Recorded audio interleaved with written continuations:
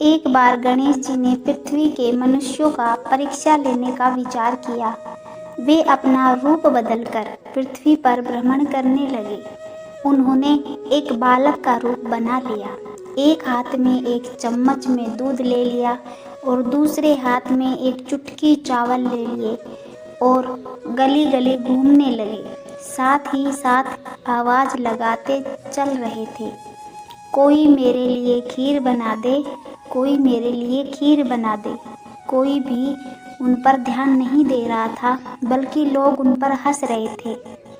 वे लगातार एक गांव के बाद दूसरे गांव इसी तरह चक्कर लगाते हुए पुकारते रहे, पर कोई खीर बनाने के लिए तैयार नहीं था।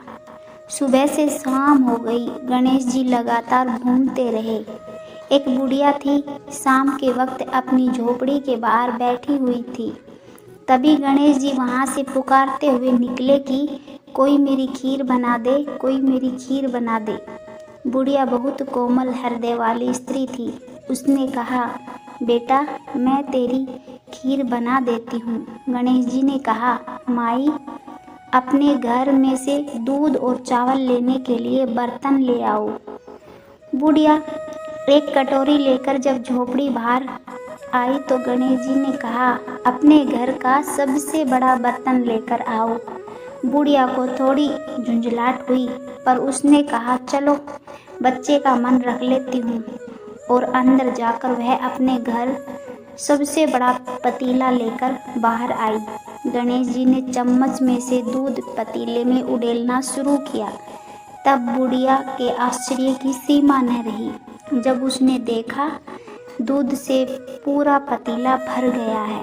एक के बाद एक वह बर्तन झोपड़ी बाहर लाती गई और उसमें गणेश जी दूध भरते चले गए। इस तरह से घर के सारे बर्तन दूध से लबालब भर गए। गणेश जी भगवान ने बुढ़िया से कहा, मैं स्नान करके आता हूँ, तब तक तुम खीर बना लो, मैं वापस आकर खाऊंगा।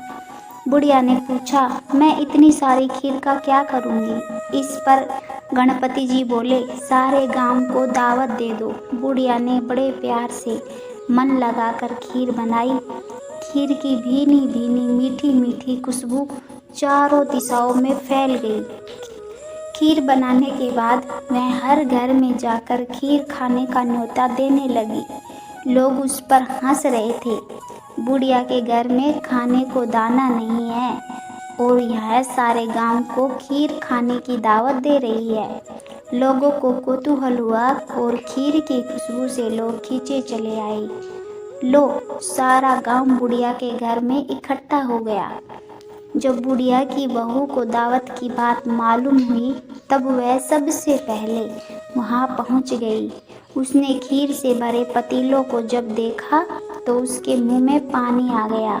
उसे बड़ी जोर से भूख लगी हुई थी। उसने एक कटोरी में खीर निकाली और दरवाजे के पीछे बैठकर खाने की तैयारी करने लगी।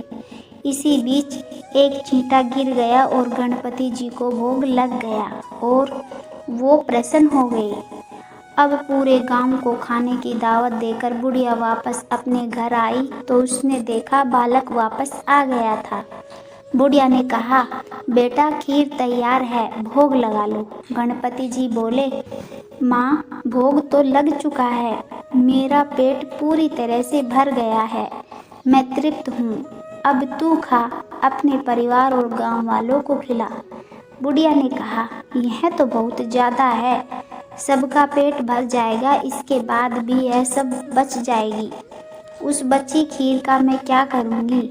इस पर गणेश जी बोले, उस बची खीर को रात में अपने घर के चारों कोनों में रख देना। और बुढ़िया ने ऐसा ही किया। जब सारा गांव जी भरकर खा चुका था, तब भी ढेर सारी खीर बच गई। उसने उसके पात्रों को अपने घर के चारों तरफ रख दिया। सुबह उठकर उसने क्या देखा? पतीलों में खीर के स्थान पर हीरे, जवाहरात और मोती भर गए हैं। वह बहुत खुश हुई। उसकी सारी दरिद्रता दूर हो गई और वह आराम से रहने लगी। उसने गणपति जी का एक भव्य मंदिर बनवाया और साथ में एक बड़ा सा तालाब भी खुदवाया। इस तरह उसका नाम दूर दूर तक प्रसिद्ध हो गया। उस जगह वार्षिक मेले लगने लगे। लोग गणेश जी की कृपा प्राप्त करने के लिए उस स्थान पर पूजा करने और मान्यताएं मानने के लिए आने लगे। गणेश जी सबकी मनोकामनाएं पूरी करने लगे। कहानी के अंत में वही मैं आज भी यही शुभकामनाएं दे रही हूँ। कहते को सुनते को हुकार भरते को, जैसी कृपा गणेश भगवान ने बुढ़िया पर की, वैसी कृपा हम सब पर करना।